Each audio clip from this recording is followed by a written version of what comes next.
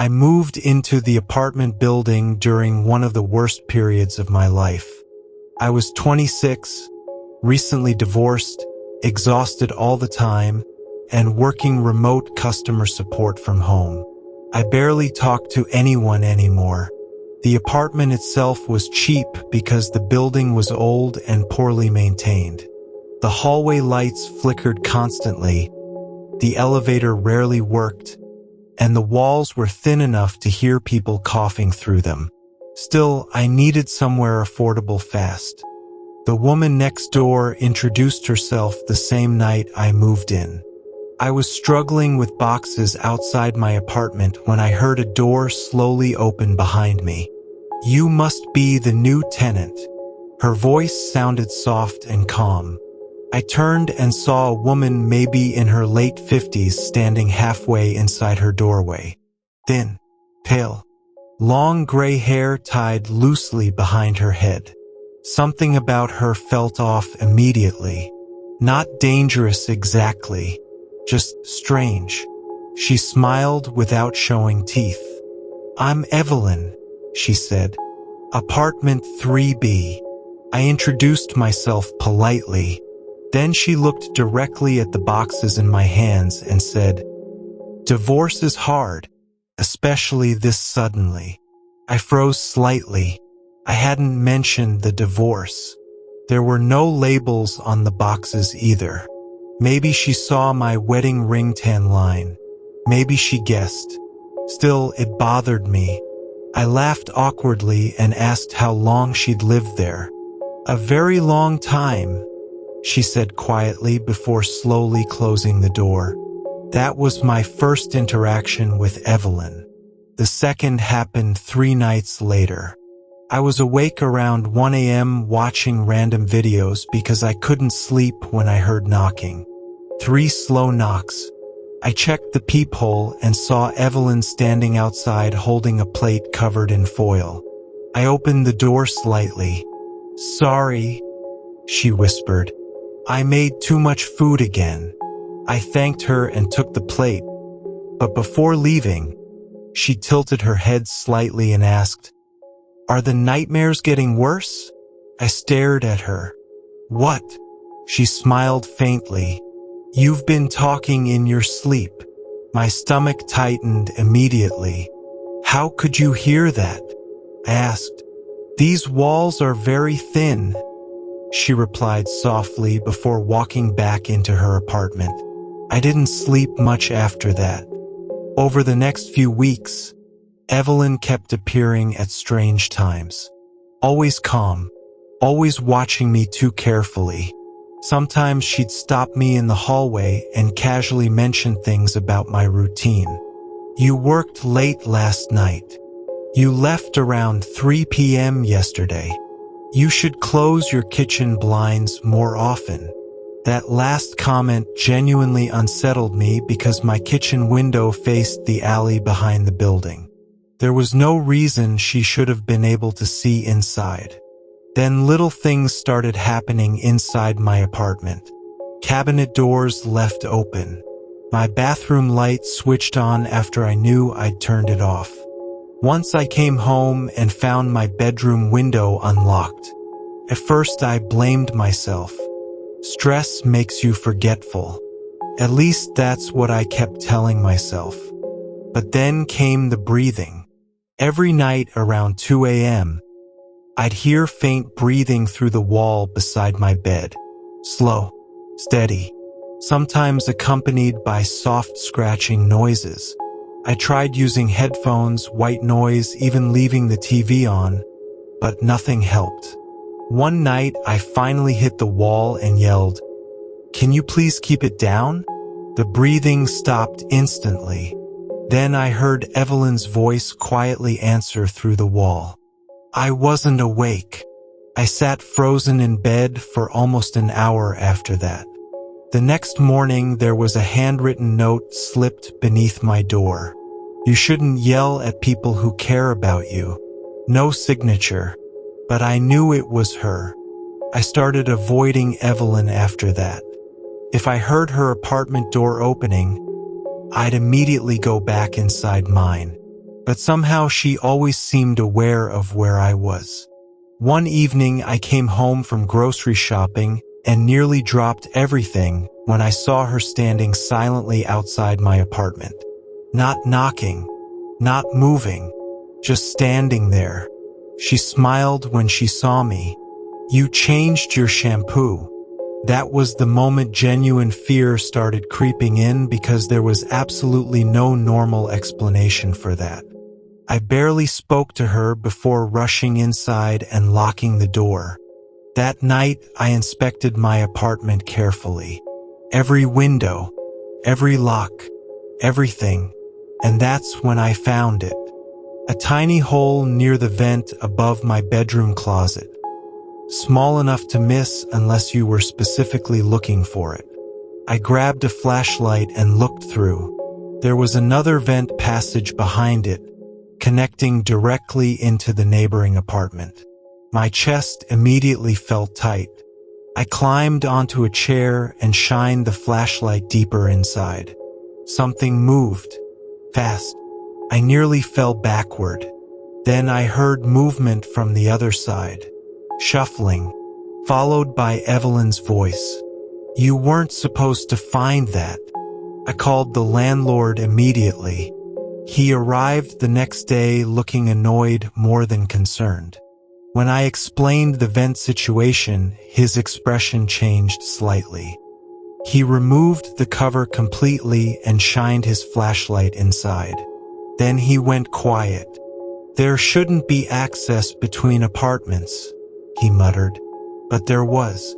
Someone had widened the vent opening manually. The landlord looked disturbed enough that he contacted police. When officers searched Evelyn's apartment later that evening, they found dozens of things. Photographs of tenants, written schedules, notes about people's routines, sleep patterns, and conversations. Even copies of apartment keys. But the worst part was my bedroom wall. Behind a bookshelf in Evelyn's apartment was a hidden opening directly into the vent passage facing my bed. There was a chair positioned there. Blankets too. And empty coffee cups. She'd apparently been sitting there at night watching me sleep through the vent opening for weeks. Police took her away that night. I remember watching from my doorway while officers escorted her downstairs. She looked completely calm, almost amused. Right before disappearing down the stairwell, she looked directly at me and quietly said, "You still haven't noticed the hallway camera?" I moved out 2 days later. A month after leaving, I got a call from the detective handling the case. He sounded uncomfortable. He told me they'd reviewed old building maintenance footage while investigating Evelyn. Apparently, she had lived there under different names multiple times over nearly 20 years. Each time she became obsessed with someone in the building, mostly men living alone. But here's the part that still keeps me awake sometimes. The detective said they never found any camera in the hallway, meaning either Evelyn lied to scare me, or someone else in that building had been watching too.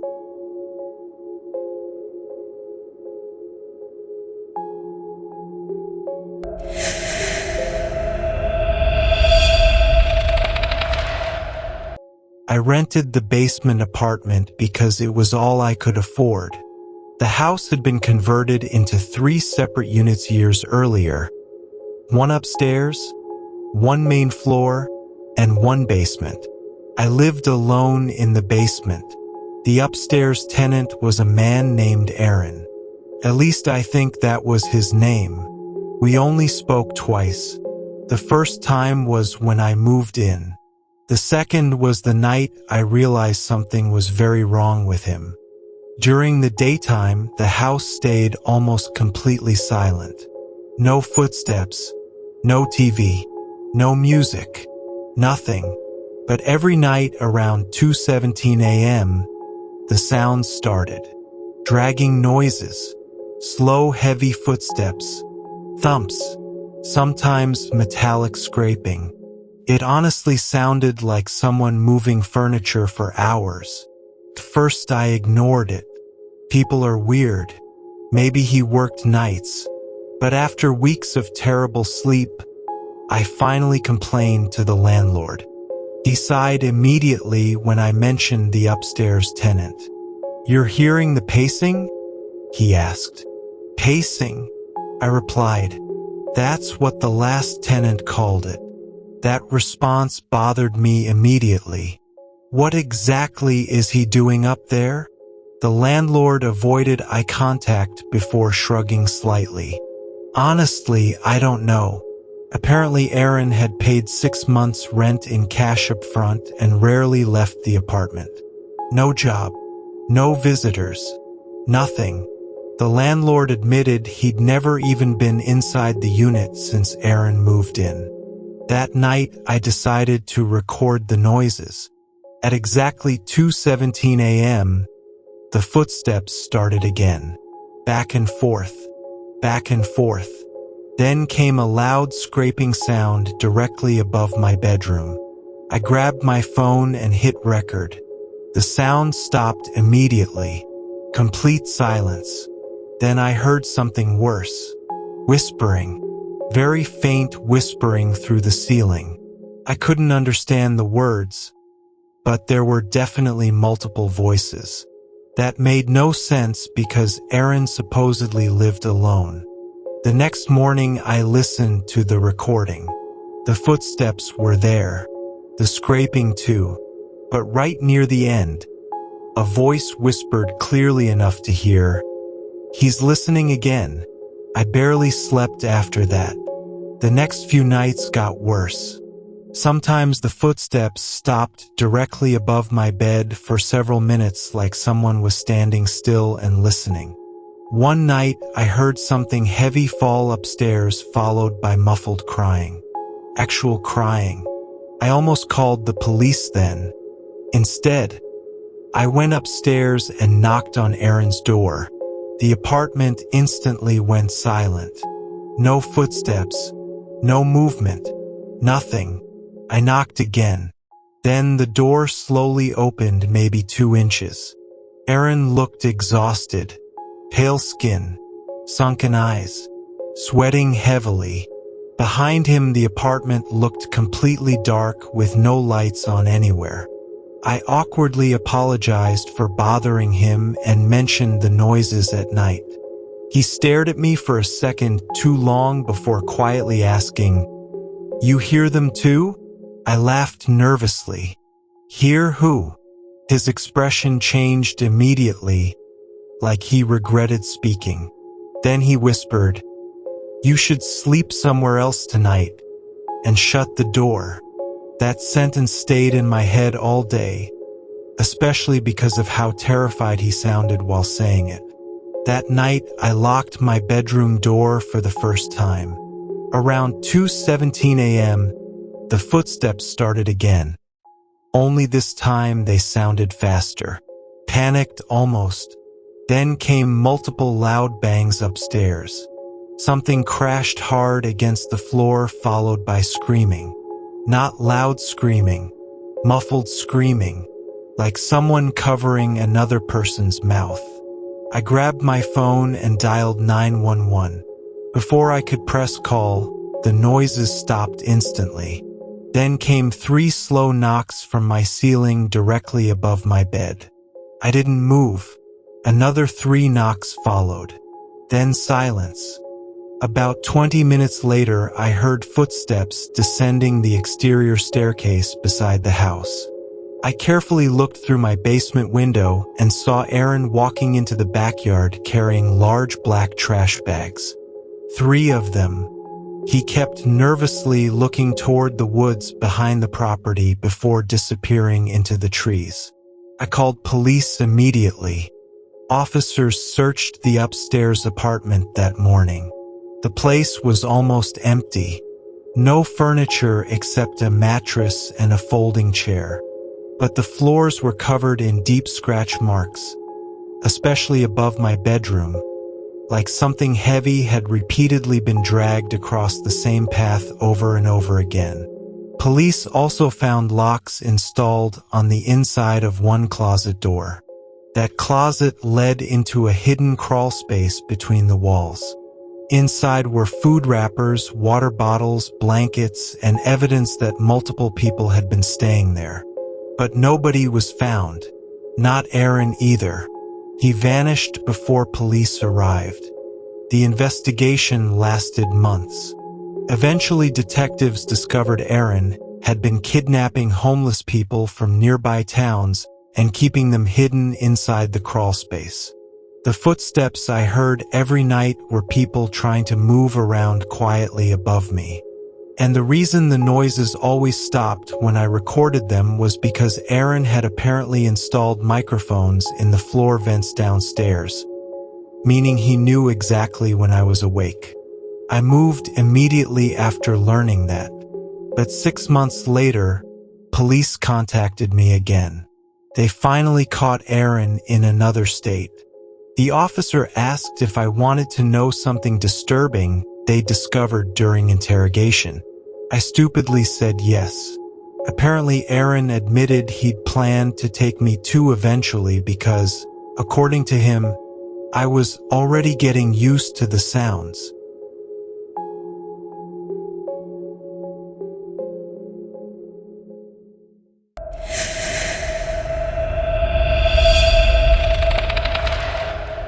I moved into the apartment complex after transferring to a new warehouse job outside Indianapolis.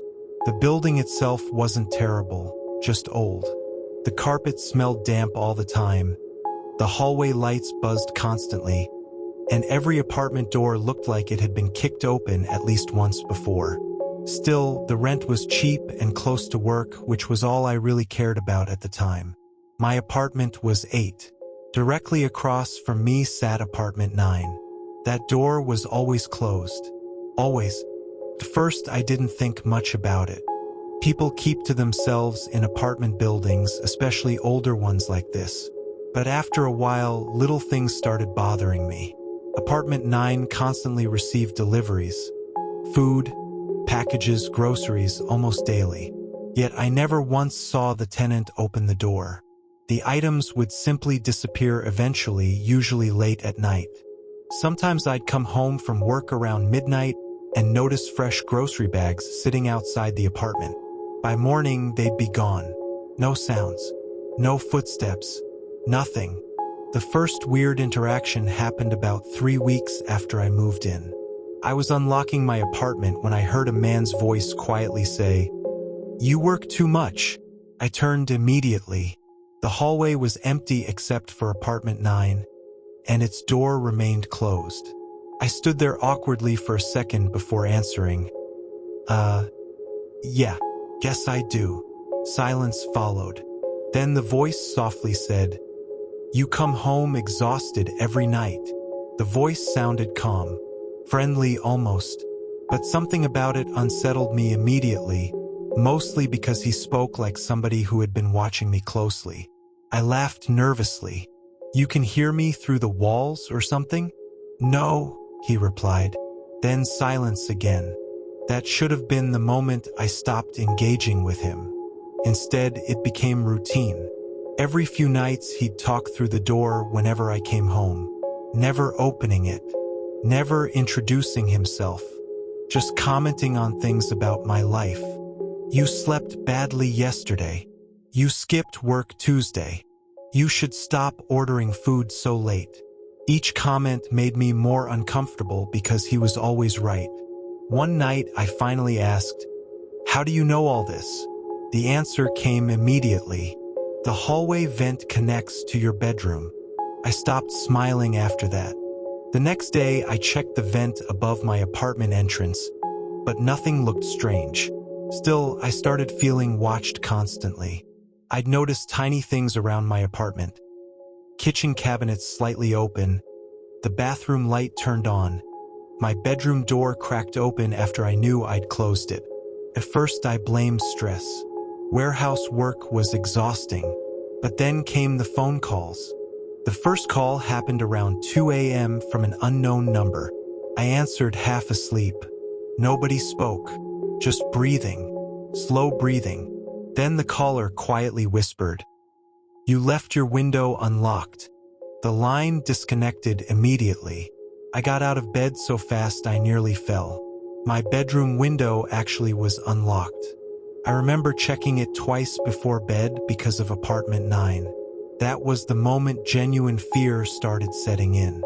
The next morning, I reported the calls to building management. The landlord looked annoyed more than concerned. But when I mentioned apartment 9, his expression changed slightly. "You've talked to him?" he asked. "Yeah." The landlord stared at me strangely. "That's impossible." I laughed nervously. "What do you mean?" He slowly shook his head. "Nobody's rented apartment 9 in almost 8 months. I felt cold immediately. "No, someone's definitely living there."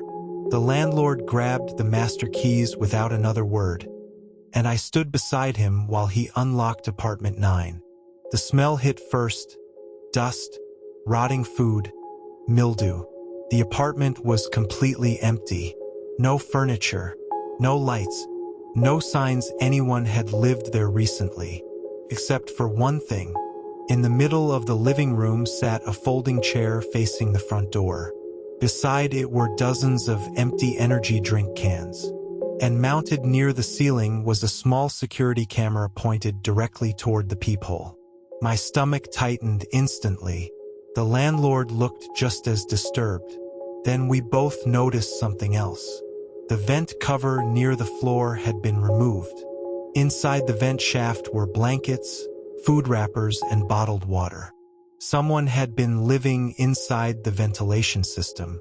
The landlord immediately called police.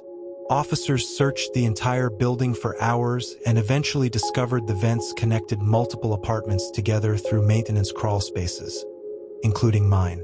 Police found signs someone had recently traveled through them. Fresh footprints, cigarette butts, scratches around vent screws. One officer asked if anything inside my apartment had seemed disturbed recently. I almost laughed from pure anxiety. That night, police strongly recommended I stay somewhere else, so I booked a cheap motel across town. I should have stayed there longer, but 2 days later I returned to grab clothes and work supplies. The hallway felt wrong immediately, too quiet. As I walked toward my apartment, I noticed something taped to my door. A photograph. It showed me asleep in my bed, taken from above, from inside my room. Underneath, written in black marker, were 4 words. "You looked lonely." I dropped the photo instantly. I don't think I've ever felt fear like that before. Not panic, not shock, pure fear. Police searched the building again that night. This time, they discovered another hidden maintenance access behind the laundry room. Inside, they found something that made the entire situation worse. Dozens of photographs. Not just of me, but of other tenants too. Some sleeping, some changing clothes, some inside their apartments completely unaware they were being watched. There were notes attached beside several photos, schedules, routines, work hours, descriptions, almost like someone had been studying everyone in the building for months. Then police uncovered the worst part. One photograph showed the previous tenant of apartment 9, the missing man, alive, sleeping in his bed. The timestamp on the photo showed it had been taken 2 weeks after he officially disappeared. Police never found out who had been living inside the vents. No fingerprints, no DNA match, nothing useful. But 3 months later, after I'd already moved into another city, I got another phone call from an unknown number. I answered before thinking. For a few seconds, there was only breathing. Then a calm, familiar voice quietly said, "You sleep facing the wall now." I hung up instantly and changed my number the next morning. But sometimes I still wake up around 2 a.m. feeling like someone is standing beside my bed watching me. And the worst part is, for a few seconds after waking up, I genuinely expect to hear that voice again.